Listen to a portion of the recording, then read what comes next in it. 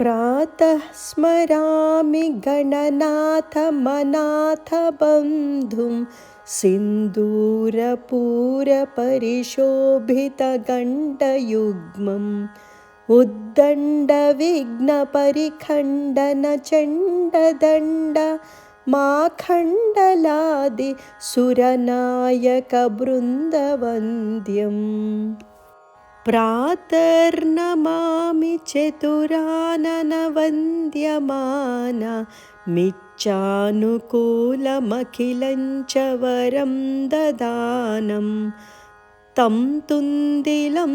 द्विरसनाधिपयज्ञसूत्रं पुत्रं विलासचतुरं शिवयोः शिवाय प्रातर्भजाम्यभयदं खलु भक्तशोकधावानलं गणविभुं वरकुञ्जरास्यम्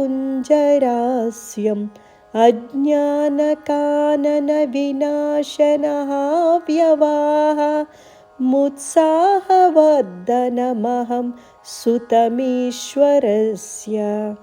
श्लोकत्रयमिदं पुण्यं सदा साम्राज्यदायकं प्रातरुत्थाय सततं यः पठेत् प्रयातः पुमान्।